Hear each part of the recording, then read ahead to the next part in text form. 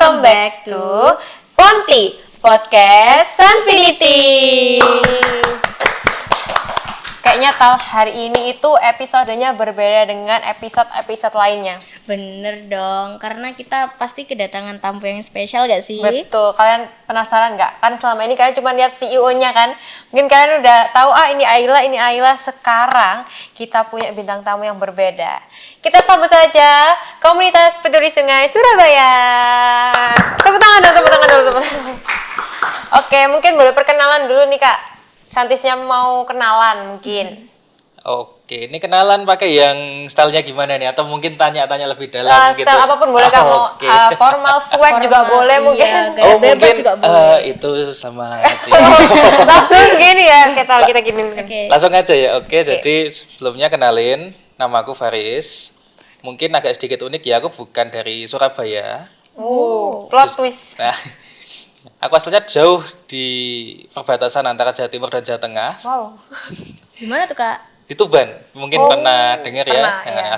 Asalku dari Tuban, cuman memang sekarang domisili di Surabaya. Dan di Surabaya ini aku aktif di salah satu komunitas yang bergerak di bidang lingkungan, yaitu Peduli Sungai Surabaya. Nah, aku di Peduli Sungai Surabaya ini sebagai ketua komunitasnya. Wow, Keren ini banget. kakaknya pindah dari Tuban ke Surabaya itu apakah ada emang perpindahan kerja atau gimana Kak? Kuliah. Oke, Iya. kuliah. Kuliah di mana Kak kalau boleh tahu? Kuliahnya di UNESA. Oke, Universitas Negeri Surabaya. Surabaya, iya betul. Kalau kesibukan kakaknya akhir-akhir ini apa Kak? Kan ketua komunitas kan nggak gampang pasti ya. Iya. Untuk akhir-akhir ini mungkin kakaknya lagi kerja juga gitu, apa gimana Kak kesibukannya? Kalau kesibukan kerja ya pasti. Sekarang kerja di bidang HR. Mungkin agak sedikit lucu juga karena kalau latar belakang pendidikan ya, aku ada di teknik informatika. Ini enggak, ini ya, ada nyebrang ya. Jalannya bercabang gitu ya. Karena agak bosen di teknik informatika, harus berhadapan dengan ngoding pagi, siang, sore, malam. Jadi Iya juga sih ya. pengen ngerasain lebih hidup aja, makanya pindah ke bidang HR. Dan selain itu untuk hobi ada di bidang fotografi, dan kemarin juga kebetulan tergabung menjadi panitia di rangkaian acara Hari Jadi Kota Surabaya sebagai dokumentasi juga. Wah, tepuk tangan dulu teman-teman. Ini baru permulaan udah dikasih opening yang Iya, udah mulai hot ini. Kalau misalnya kakak kan sekarang di HR ya, apa mungkin dulu emang kakak suka dengerin ceritanya teman-temannya kakak, mungkin kok bisa tiba-tiba nyebrang ke HR, atau emang ya pengen aja nyoba kayak gitu? Lebih ke hobi juga sih sebenarnya. Hobi apa Kak? Hobi dengerin masalahnya orang. Oke, Sebagai Santis, pendengar yang iya. baik. Santis kalau misalnya mau curhat, DM aja Kak Faris ini kayaknya berpengalaman banget ya dari kecil teman-temannya. Mungkin nanti ada nomor di bawah, silakan Oke, dihubungi. iya. Promosi saja Langsung curhat ini itu, ya, Santis. konsultasinya. Nanti ada red card-nya, ada red card-nya. Nanti pokoknya kalau misalnya Santis mau curhat, siapa tahu misalnya Kak Faris jadi promosi ini ya. Konseling Iya. tal.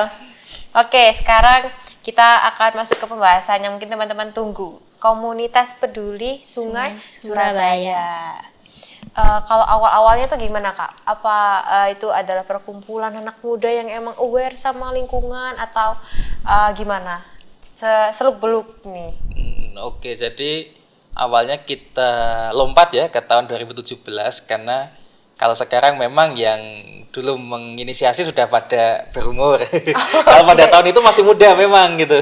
Masih ini. Jadi di tahun 2017 founder kami namanya Pak Winardi Litanto. Jadi beliau itu hatinya tergerak melihat lingkungan di sekitar rumahnya itu memprihatinkan, terutama sungainya atau saluran airnya. Nah, kemudian dari situ bersama dengan rekanannya, bersama dengan teman-temannya itu melakukan pemberdayaan masyarakat sehingga tahun 2018 kalau nggak salah, itu hampir 1 tahun lebih itu. Jadi startnya 2017 sampai 18 mau ke 19 gitu. Berarti ada foundernya ya Kak ya? Ada foundernya, dan berkat usahanya itu pada tahun 2018 Komunitas Peduli Sungai Surabaya mendapat penghargaan juara 3 nasional. Wow. Komunitas Peduli Sungai dari Kementerian PUPR. Langsung nasional, baru setahun gitu Kak? Iya. Baru 1 tahun guys. Baru 1 tahun berjalan udah dapat penghargaan lagi. Betul, berarti itu dimulai dari sekitar kita sebenarnya kan. Iya, benar. Langkah kecil itu berdampak besar ya. Kata-kata hari ini. Oke, berarti yang tadi foundernya itu menciptakan komunitas ya, menciptakan mengajak banyak orang-orang untuk peduli kepada sungai. Kalau misalnya kakaknya memang udah generasi pertamanya udah langsung join atau ada selama beberapa tahun atau gimana kak? Nah, oke, jadi sebenarnya setelah mendapatkan prestasi yang cukup tinggi itu, komunitas ini tuh harus vakum. Dikarenakan apa itu, Kak? Karena COVID waktu itu. Oh iya. Ya, jadi sempat vakum, terus kemudian di tahun 2022 berusaha untuk start bangkit lagi. Nah, aku joinnya di tahun 2022 itu. Oh, berarti ada vakumnya kurang lebih berapa tahunnya? 2019. 20, 21 ya mungkin 3, hampir Iya, 3 3 tahun. tahun. Berarti 3 tahun ini benar-benar vakum, tidak ada program kayak gitu ya kak ya? Iya, benar-benar vakum, nggak ada program, nggak jalan, kami sudah menghilang gitu aja tiba-tiba. Tapi kalau misalnya dari kakaknya sendiri, kan susah ya kak ngajak anak muda buat peduli sama lingkungan. Terus waktu kita main ya Taya ke komunitasnya tuh masih banyak banget anak muda. Iya, ternyata masih banyak anak muda itu yang masih Care, peduli sama lingkungan, sampai ada yang nangis gitu loh Kak. Iya, waktu kalau nggak salah program yang kami pertama kali datang itu waktu nonton film. Itu di situ masih banyak banget anak muda ya kak. Gimana sih caranya komunitas peduli Sungai Surabaya tuh bisa mengajak anak muda buat peduli sama lingkungan? Itu kan satu hal yang susah ya kalau menurut saya, apalagi anak muda sekarang ya acuh tak acuh kayak gitu. Oke, mungkin aku sedikit jelasin pakai bahasa sungai ya. Oke, ini benar-benar peduli Sungai Surabaya ya, sampai bahasa sungai. Jadi Silakan, komunitas Kak. peduli Sungai Surabaya ini kami fokusnya di hulu dan hilir. Oke. Di hulu kami itu mengedukasi para anak ya masih usia SD gitu, masih usia TK atau mungkin ya masyarakat sekitar gitu tentang pentingnya menjaga kebersihan, kemudian bijak nyampah atau pola hidup sehat. Nah, kemudian di hilir itu kami mengajak mahasiswa, terus juga para pemangku kepentingan di pemerintah kota, Pemkot seperti itu, dan bahkan BUMN seperti PLN, terus kemudian Perum Jasa Tirta itu untuk membuat sebuah program yang berbasisnya lingkungan gitu. Nah, dari situ kami juga menggunakan sosial media untuk mempromosikan aksi kami yang nantinya bisa menggait banyak mahasiswa-mahasiswa yang mungkin dulunya mereka itu punya panggilan hati untuk ikut serta di kegiatan lingkungan. Betul. Tapi mereka bingung, nggak ada yang memadai itu. Iya, nggak ada tempatnya gitu kan kak maksudnya. Oke, mungkin para santis yang mau join ya untuk PSS buka rekrutmen nggak kak ini kira-kira? Tiap 3 bulan kami buka. Tiap 3 bulan. Oke. Ayo gabung tuh Santi. Iya betul banget, mungkin yang mau gabung ke teman-teman yang ada ketukan hati, kayak aku mau udah jadi agen perubahan gitu ya kak ibaratnya, teman-teman bisa join juga peduli Sungai Surabaya ini. Oke kak, tadi agak mengharukan ya sebenarnya kayak sejarah-sejarahnya ini, mulai dari lingkungan di sekitar kita kayak gitu. Dari tahun 2017 sampai tahun sekarang tuh kan pasti nggak mudah ya kak ya, banyak banget struggle yang dihadapi oleh peduli Sungai Surabaya. Ada nggak kak kayak tantangan yang benar-benar tantangan gitu pernah dihadapi oleh peduli Sungai Surabaya kalau boleh tahu? Tantangan terbesar kami adalah ketika diminta untuk melakukan pemberdayaan masyarakat lagi. Itu tantangan terbesar. Alasannya kenapa? Karena kita ketika diminta untuk terjun langsung dan memberdayakan masyarakat di tahun ini, itu yang mana tahun-tahun ini kan sudah mulai sulit dari segi ekonomi. Jadi masyarakat ketika akan diberikan edukasi itu mereka resisten, mereka menolak. Karena ujung-ujungnya pasti tanyanya, aku bisa nggak dapat uang dari situ? Nah itu tantangan terberat kami untuk saat ini. Tapi kami nggak akan menyerah di situ, kami menggunakan jalur lain yaitu menggunakan edukasi. Jadi kami selipkan di setiap program kami yaitu bijak nyampah. Bijak nyampah itu tagline kami dan juga value yang kami terus bawa kemanapun kami berada. Oke, berarti ada buat saat ini emang tantangan terbesarnya itu ekonomi ya Tanya. Ya nggak heran juga, ke kanan kiri kita bisa lihat lah ya kayak orang-orang tuh apa sih kalau nggak nyari untung gitu ya kak ya. Dan itu emang menjadi salah satu tantangan yang besar. Oke kak, setelah kami lihat sosial medianya, ya banyak banget program-program. Apalagi program yang keren-keren gitu. Iya, mulai dari bersih-bersih sungai, terus ada juga kayak nonton film kemarin, Iya. ada juga pelatihan pembuatan dari minyak jelantah itu kalau nggak salah ya. Banyak banget program-program yang sudah dijalankan oleh Peduli Sungai Surabaya. Program yang paling berdampak untuk masyarakat kira-kira apa Kak? Menyadari banyak banget tantangan yang dihadapi gitu kan. Program yang paling berdampak apa nih Kak kira-kira? Kalau dari tahun ini atau akan kembali tahun ini, yang paling berdampak adalah ketika Perum Jasa Tirta mereka mengadakan CSR Perum Jasa Tirta itu BUMN. Oke. Nah, itu yang paling berdampak. Mengapa? Karena dengan andilnya Perum Jasa Tirta sebagai BUMN di situ, akhirnya kami bisa memberdayakan nelayan di sekitar wilayah Jagir. Nah, itu jadi hal yang sangat luar biasa karena sebelumnya kami itu sangat sulit untuk menjangkau baratnya masyarakat yang di sana, karena ya seperti aku jelasin tadi bahwa masyarakat itu resisten kalau nggak ada fee ataupun keuntungan gitu. Nah, dengan adanya Perum Jasa Tirta waktu itu ini menjadi sebuah proyek yang besar banget dan menjadi sebuah sarana juga kami untuk mengedukasi sekaligus mengajak nelayan sekitar situ untuk ikut bersih-bersih Sungai Jagir gitu. Berarti dari BUMN-nya ya? Iya, BUMN. Pemerintah ya Kak ya berarti? Iya. Dari pemerintah aja bisa ya Tal ya? Iya, bisa. Mereka bisa bekerja sama. Kira-kira kok bisa Kak? Sampai pemerintah aja tuh lihat gitu loh, ada komunitas peduli sungai Surabaya. Ini ada relasi tertentu kah? Atau emang karena emang sudah banyak banget program akhirnya bisa dilihat, atau gimana nih step by stepnya bisa sampai bekerja sama dengan pemerintah gitu? Oke, kalau step by stepnya jelas yang paling awal itu kan eksistensi kami sudah cukup terlihat dari prestasi waktu menjadi juara 3 nasional di itu komunitas yang peduli sungai itu dari Kementerian PUPR. Nah, kemudian dari situ banyak sekolah yang menghubungi PSS, contohnya seperti Vita School itu sampai saat ini masih menjalin relasi baik dengan kami ketika mereka membutuhkan kegiatan seperti webinar ataupun pelatihan yang berhubungan dengan lingkungan itu pasti menghubungi kami. Nah, dari situ kami perlahan-lahan itu membangun reputasi juga akhirnya dinotis gitu. Oke. Oh, gitu. Emang ada step by stepnya Tal? Iya, pastinya 6 tahun itu kita pasti memerlukan usaha yang Iya. besar agar dinotis oleh pemerintah yang besar gitu.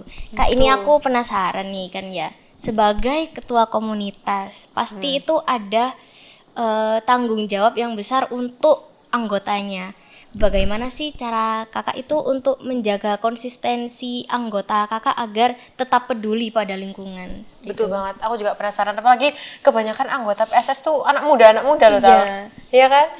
Yang semangatnya masih besar gitu. Iya, dan mereka tuh emang mau berdedikasi. Itu cara kakak untuk biar mereka tuh tetap ada di jalan yang sekarang ini itu bagaimana?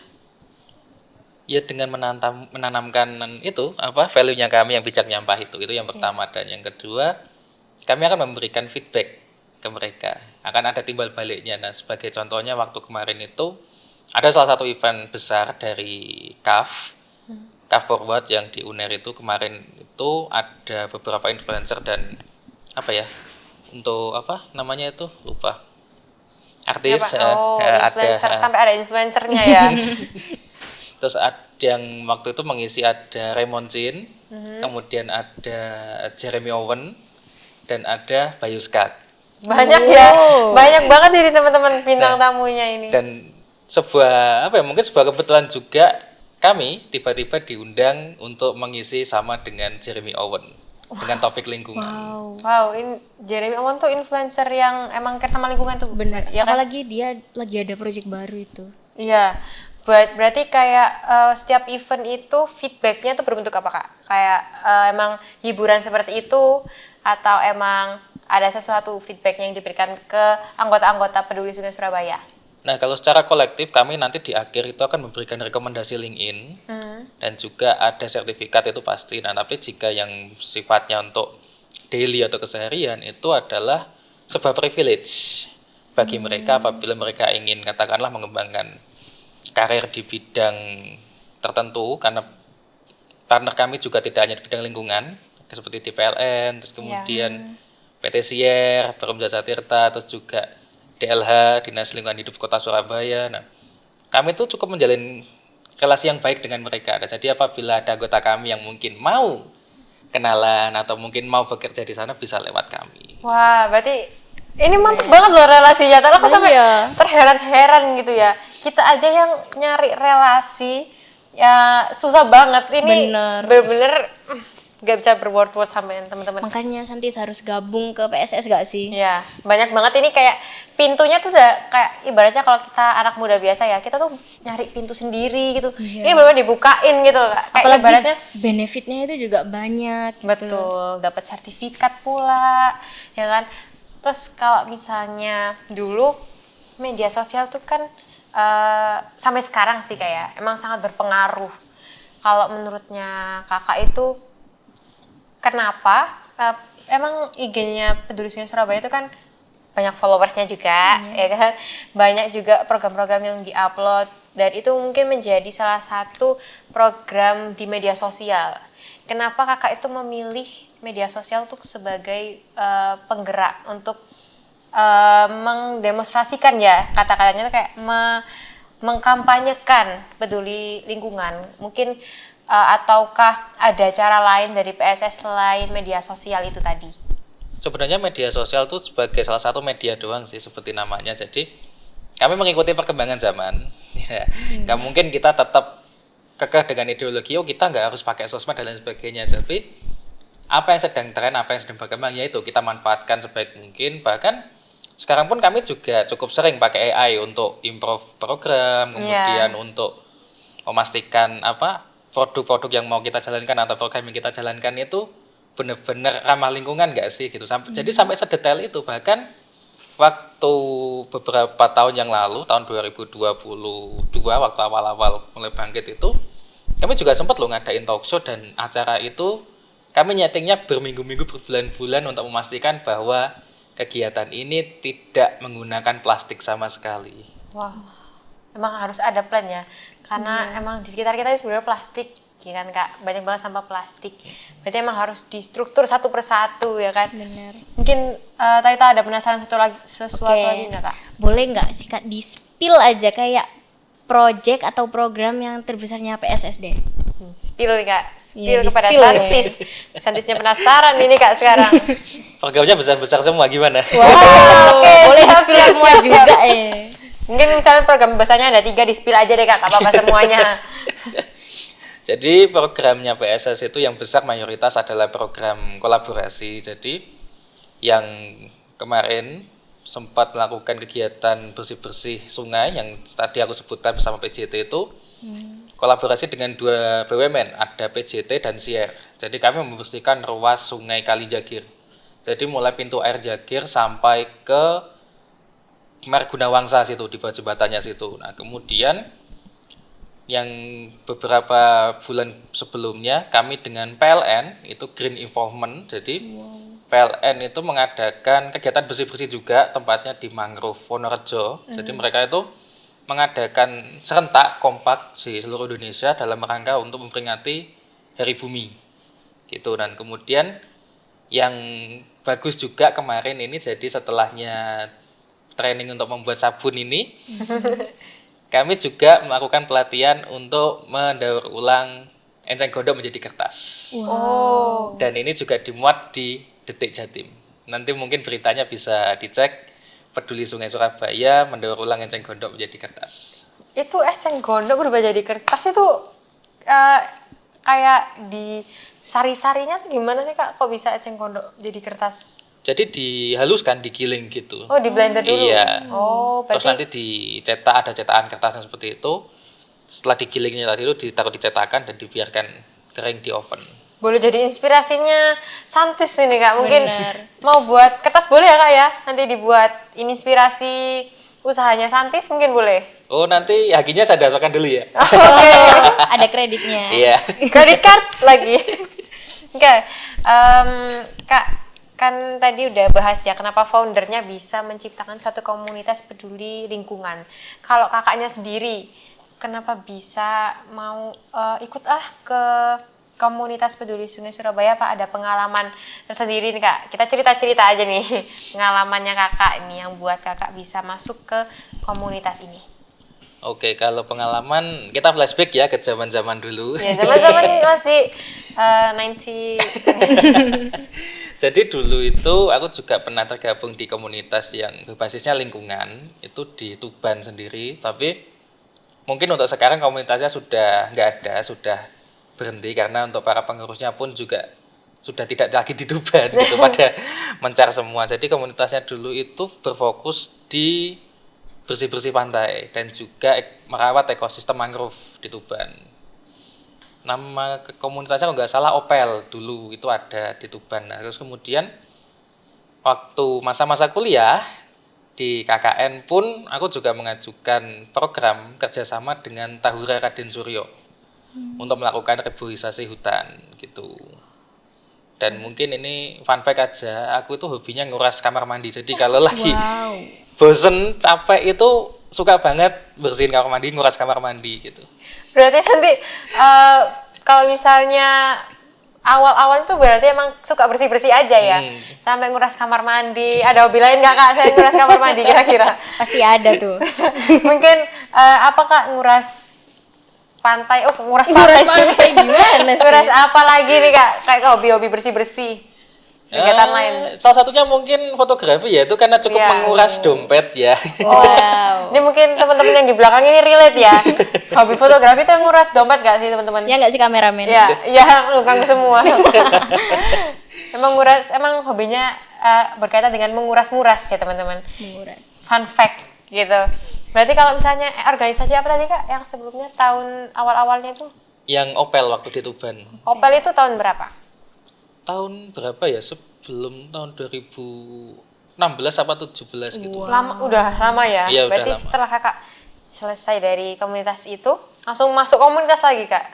Ada vakum waktu itu, waktu awal-awal masuk di Surabaya itu nggak tergabung di komunitas apapun gitu, jadi masih bener-bener ya mahasiswa kupu-kupu lah sebutannya, kuliah pulang gitu aja. Tapi kemudian merasakan kok bosen, dan akhirnya ketika OVT ya malam-malam sambil scrolling gitu ketemu Peduli Sungai Surabaya.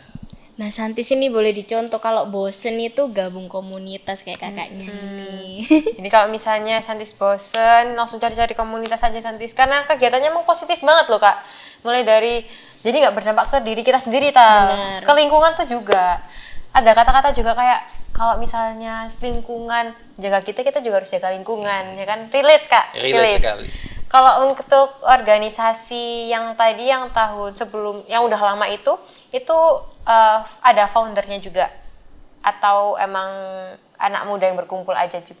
Sebenarnya dulu itu kami sempat itu ngumpul sama-sama anak muda gitu, dan berusaha untuk nyusun dari awal gitu. Jadi benar-benar start dari nol, tapi disayangkan hanya berjalan beberapa bulan terus sudah selesai karena pengurusnya nggak ada yang di Tuban lagi gitu.